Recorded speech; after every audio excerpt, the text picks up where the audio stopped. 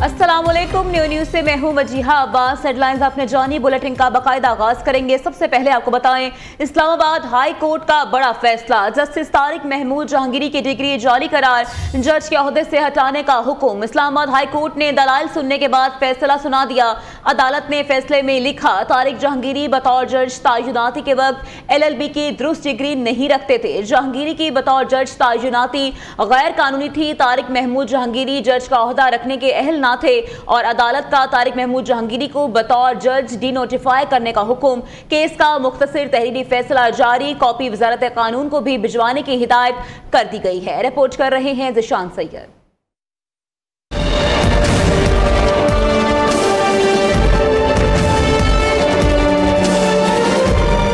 Justice Tariq Mahmood Jahangiri जज के ओहदे के लिए नाअहल करार। इस्लामाबाद हाई कोर्ट की चीफ जस्टिस सरफराज डोगर और जस्टिस आजम खान पर मुश्तमिल बेंच ने केस की समाअत की। कराची यूनिवर्सिटी के रजिस्ट्रार भी अदालत पेश हुए, ताहम जस्टिस तारिक महमूद जहांगीरी अदालत से गैर हाजिर रहे। दौरान समाअत कराची यूनिवर्सिटी के रजिस्ट्रार ने डिग्री से मुतालिक ओरिजिनल रिकॉर्ड पेश किया। जस्टिस तारिक महमूद जहांगीरी के वकील बैरिस्टर सलाहुद्दीन ने कहा, अदालत के पास तारिक जहांगीरी की 3 दरख्वास्तें हैं, पहले इन्हें सुन ले। मियां दाऊद एडवोकेट ने कहा, वो भी कसम उठाकर कहते हैं जस्टिस तारिक जहांगीरी के एनरोलमेंट फॉर्म तक बोगस थे और अगर वो सच्चे हैं तो LLB पार्ट 1 और पार्ट 2 की मार्क्स शीट्स ले आए। रजिस्ट्रार कराची यूनिवर्सिटी ने अदालत को बताया, जस्टिस तारिक जहांगीरी की डिग्री मंसूख कर दी। प्रिंसिपल इस्लामिया लॉ कॉलेज ने कहा, तारिक महमूद जहांगीरी उनकी स्टूडेंट नहीं थे। तारिक जहांगीरी नकल करते पकड़े गए। अनफेयर मीन्स कमेटी ने 3 साल की पाबंदी लगाई। कमेटी ने नकल करने और एग्जामिनर्स को धमकियां देने पर तारिक जहांगीरी पर 3 साल की पाबंदी लगाई। तारिक महमूद जहांगीरी 1992 में दोबारा इम्तिहान देने के अहल थे। पाबंदी के खिलाफ तारिक महमूद ने डिग्री हासिल करने के लिए जाली एनरोलमेंट फॉर्म इस्तेमाल किया।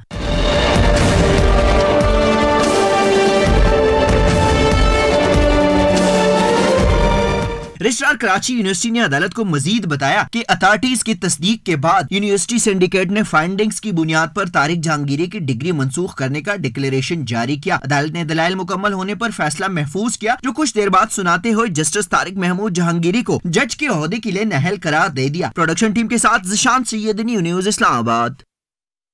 फील्ड मार्शल सैयद आसिम मुनीर का लीबिया का सरकारी दौरा। फील्ड मार्शल को लीबिया की मुसल्लह अफवाज के चाक और चौबंद दस्ते ने गार्ड ऑफ ऑनर पेश किया। फील्ड मार्शल और लीबिया की अरब मुसल्लह अफवाज के कमांडर इन चीफ से मुलाकात। ISPR के मुताबिक बाहमी दिलचस्पी, इलाकाई सिक्योरिटी सूरत हाल और दिफाई ताउन पर तफसीली तबादला ख्याल किया गया। फील्ड मार्शल सैयद आसिम मुनीर ने लीबिया के साथ मुश्तरका मुफादात की बुनियाद पर दिफाई ताल्लुकात मजबूत करने के अज़्म का इआदा किया। Welcome back. अब आपको बताएं, महकमा मौसमियात ने 20 से 21 दिसंबर तक मुल्क के बेशतर इलाकों में बारिश की पेशगोई कर दी है। लाहौर में मौसम के तेवर बदल गए हैं। सर्द हवाएं चलने से सर्दी की शिद्दत में इजाफा हो गया है। तफसीलात जानते हैं नुमाइंदा न्यूज़ फाखरा खलील से। जी बताइएगा।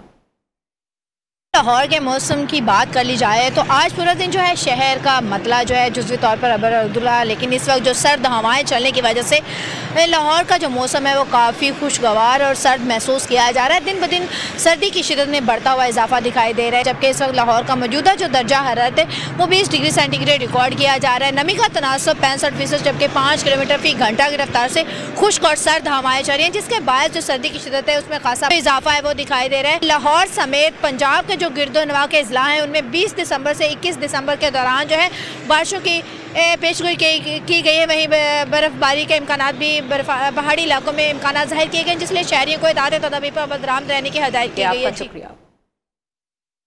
बिलियन के अंदर मतलब 2 साल का प्रोजेक्ट था sir.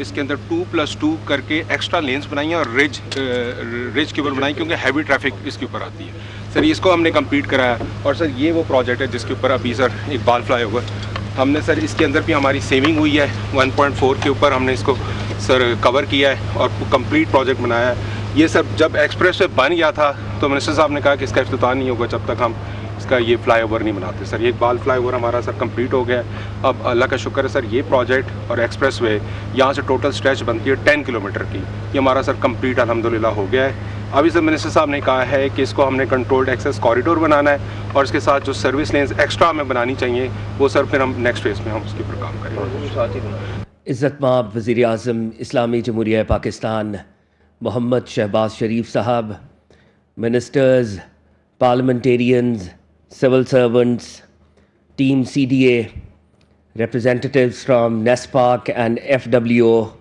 our honorable contractors, Habib Construction and ZKB, residents of Islamabad and Pindi, Assalamu alaikum. ख़ातीन हज़रात, मैं आप तमाम अहबाब को इस्लामाबाद एक्सप्रेस वे की वाइडनिंग और इकबाल फ़्लाईओवर की इनाग्रेशन में खुशामदीद कहता हूँ। जी ख़ातीन हज़रात, जैसा कि आपने वीडियो में देखा, इंटीरियर मिनिस्टर साहब ने तब ये फरमाया था कि हम इसको रिकॉर्ड मुद्दत के अंदर मुकम्मल करेंगे। 150 दिन की प्रपोज्ड डेडलाइन थी। अल्हम्दुलिल्लाह इकबाल फ़्लाईओवर को 77 दिनों में मुकम्मल किया गया। और इस मौके पर मैं रिक्वेस्ट करूँगा प्राइम मिनिस्टर साहब की टीम के बहुत ही important member federal interior minister Syed Mohsin Raza Naqvi साहब से कि वो आएँ और आज की तकरीब से इज़हार ख्याल करें। ख़ातीन हज़रात, आपकी भरपूर तालियों में federal interior minister Syed Mohsin Raza Naqvi साहब। बिस्मिल्लाहिर्रहमानिर्रहीम। प्राइम मिनिस्टर शहबाज शरीफ साहब, फेडरल मिनिस्टर्स, MNAs, CDA की टीम और बाकी सारे गेस्ट, अस्सलाम वालेकुम। आज हमारे लिए, इस्लामाबाद के लोगों के लिए और पिंडी के लोगों के लिए ये एक बहुत बड़ा रिलीफ़ है कि आज ये इकबाल फ़्लाईओवर खुल रहा है।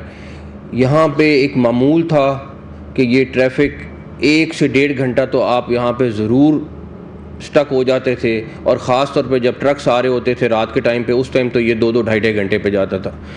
मेरे ख्याल में इसमें हनीफ अब्बासी साहब आपको बहुत बेहतर बता सकते हैं कि ये कितनी बुरी हालत में ये चौक होता था। तकरीबन 1 साल पहले एक्सप्रेस वे हमारी कंप्लीट हो गई थी, और उस टाइम प्लान बना कि एक्सप्रेस वे की ओपनिंग करें। तो मेरी CDA की टीम से जब बात हुई, मैंने कहा हम किसी सूरत एक्सप्रेस वे की ओपनिंग नहीं करेंगे, क्योंकि एक्सप्रेस वे कंप्लीट जब होती है जब इसका ये आखिरी जॉइंट भी जुड़ जाए। एक्सप्रेस वे के साथ इंशाल्लाह ताला हम सर्विस रोड्स का प्लान कर रहे हैं, और उसके ऊपर भी हम एक दफ़ा फाइनल वर्किंग करके हम उसके ऊपर काम शुरू करेंगे। तो उससे बहुत ज़्यादा जो छोटी ट्रैफिक है वो साइडों पे चली जाएगी, और जो इर्द गिर्द की आबादी है उसको बहुत फ़ायदा होगा। इंशाल्लाह जनवरी के 2nd वीक में हम प्राइम मिनिस्टर साहब को इनवाइट कर रहे हैं कि इस्लामाबाद विजन 2027 कि इन 2 सालों में हम कितने प्रोजेक्ट्स कर रहे हैं और इस्लामाबाद की शक्ल दिसंबर 2027 में क्या होगी। लेकिन एक चीज़ मैं आपको बता सकता हूँ कि आज का इस्लामाबाद और 2 साल बाद का इस्लामाबाद आप बिल्कुल फ़र्क देखेंगे इंशाल्लाह ताला।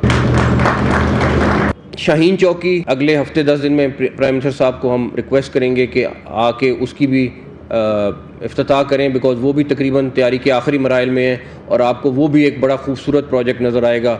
वो इस्लामाबाद के जो रहने वाले हैं उनके लिए भी काफ़ी बड़ा रिलीफ उनको मिलने वाला है इंशाल्लाह ताला। एक चीज़ और जो हमारा टारगेट है, और जिस तरह अभी होस्ट ने भी ये बात की कि सबसे पहला टारगेट है हमारा कि कॉस्ट इफ़ेक्टिव, कि यही चौक था और इससे पहले ये अरबों रुपए का था, इसमें ज़मीन एक्वायर हो रही थी, इसमें काफ़ी चीज़ें थी, और जब कोई उसकी अमाउंट सुनता था तो वो कहते थे ये प्रोजेक्ट नहीं हो सकता। फिर हमारी टीम पूरी बैठी और बग़ैर कोई ज़मीन एक्वायर किए कैसे इसको हमने डिज़ाइन करा, और सारी टीम को क्रेडिट जाता है, CDA को क्रेडिट जाता है कि उन्होंने पूरा बैठ के इसके ऊपर काम किया, और वही प्रोजेक्ट आज 1.4 बिलियन में आपको मुकम्मल करके दिया। तो कॉस्ट इफ़ेक्टिव सबसे पहली चीज़ है। उसके बाद क्वालिटी को 100% इंश्योर करना कि कहीं पे किसी किस्म की कोई कमी ना आ जाए। चेयरमैन CDA, इनकी पूरी टीम, लोकल SP से लेके minister of state, secretary interior, सब इस साइट्स का विज़िट करते रहे हैं, और आज अगर आप क्वालिटी देखेंगे तो आपको खुशी होगी। और तीसरी चीज़ जो सबसे आखिरी है कि वो कितना जल्दी हो, ताकि जो लोग हैं उनको तंगी कम से कम हो। तो ये आपके सामने है, तीनों चीज़ों पे हमारा टारगेट है, और तीनों चीज़ों अल्लाह ताला ने हमें अचीव कराई हैं।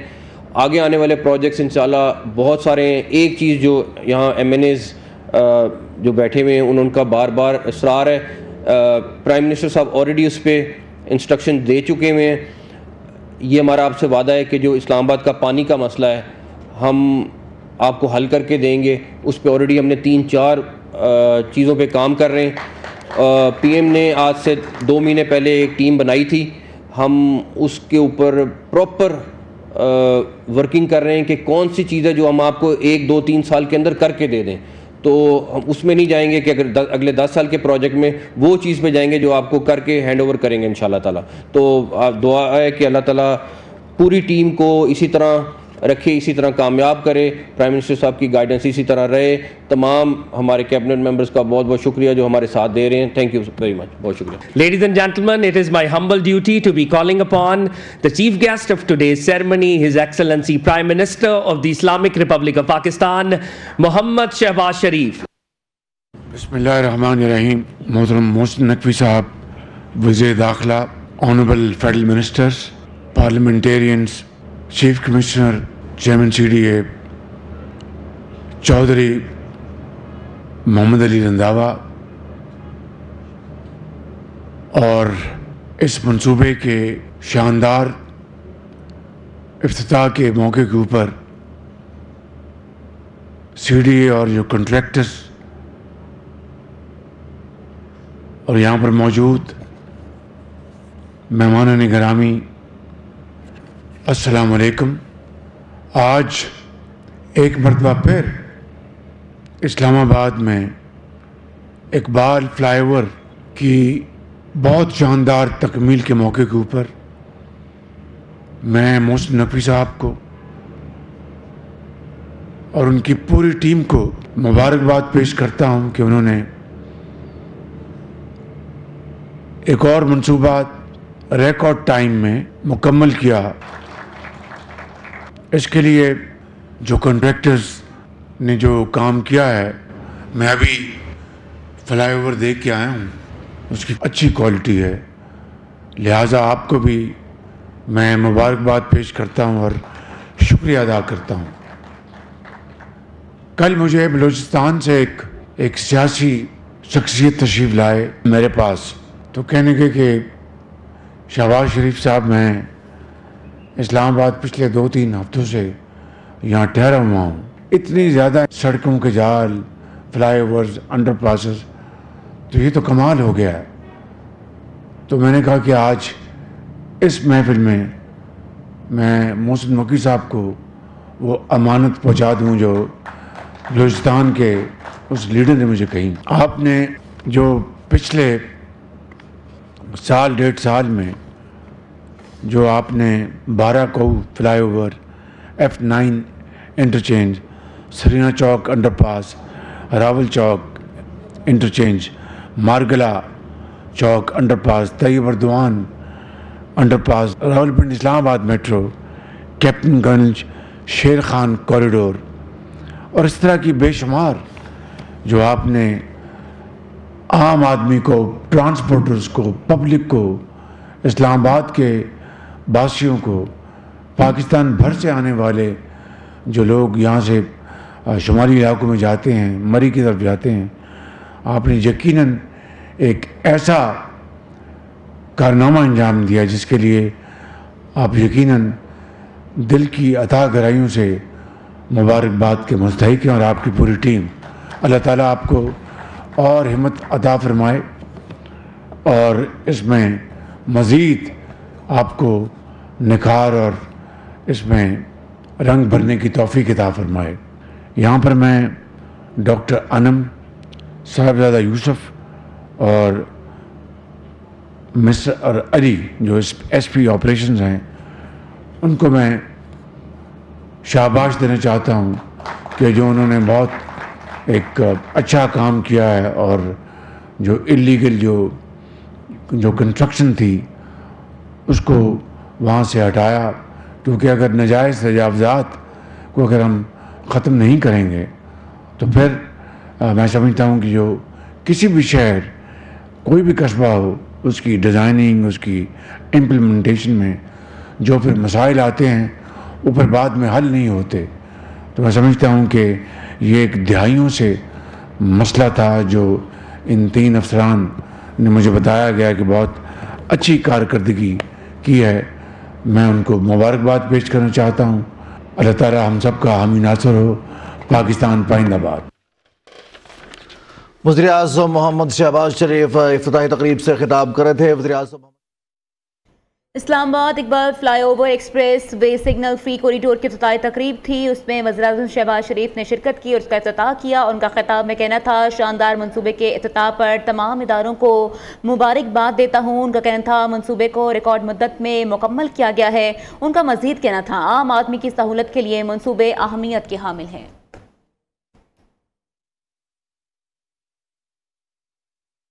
भारत का बढ़ता हुआ दिफाई बजट जनूबी एशिया में ताकत के तवाज़ुन को बिगाड़ने और खित्ते में अदम इस्तेहकाम का बाइस बनता जा रहा है। भारत के जारहाना अज़ाइम के बाइस जनूबी एशिया का खित्ता तवील अरसे से सिक्योरिटी खतरात से दो चार है। हालिया बरसों में आत्मनिर्भर भारत की पॉलिसी और इलाकाई बर्तरी के ख्वाब के तहत भारत ने हथियारों और दिफाई साजोसामान की खरीदारी में तेजी पैदा कर दी। इत्तलात के मुताबिक भारतीय हुकूमत माली साल 2026-27 के बजट में दिफाई शोबे के लिए 20 से 25% तक नुमाया इजाफे पर गौर कर रही है। आदाद शुमार के मुताबिक भारत मुसलसल अपने दिफाई अखराजात में इजाफा कर रहा है। माली साल 2025-26 में भारत का विफाकी बजट तकरीबन 600 अरब अमरीकी डॉलर रखा गया। Welcome back. खबर शामिल करें। अक़वाम मुत्तहिदा ने अफगान तालिबान का यह दावा मुस्तरद कर दिया है कि अफगान सरजमीन दहशतगर्दी के लिए इस्तेमाल नहीं हो रही। सलामती कौंसिल की मॉनिटरिंग टीम की ताज़ा रिपोर्ट में इस दावे को गैर मोतबर करार दिया गया है। रिपोर्ट में खबरदार किया गया है कि खित्ते के कई ममालिक अफगानिस्तान को बढ़ती हुई इलाकाई अदम इस्तेहकाम का जरिया समझने लगे हैं। सलामती कौंसिल की रिपोर्ट के मुताबिक खित्ते के लिए सबसे बड़ा खतरा तहरीक तालिबान पाकिस्तान है, जो अफगान सरजमीन से कार्रवाइयां कर रहे हैं। नायब वज़ीर-ए-आज़म इसहाक डार की ज़ेर सदारत पामी से मुतल्लिक़ कमेटी का इजलास हुआ, जिसमें प्राइवेट मेडिकल और डेंटल इदारों के मसाइल पर गौर किया गया। तर्जुमान के मुताबिक नायब वज़ीर-ए-आज़म ने मयारी मेडिकल तालीम यकीनी बनाने के हुकूमती आज़म का इजहार किया। इजलास में मेडिकल और डेंटल कॉलेज की फीसों के मुनसिफाना और शफाफ तायुन पर जोर दिया गया। नायब वज़ीर-ए-आज़म ने रेगुलेटरी फ्रेमवर्क को मजीद मजबूत बनाने की हिदायत की।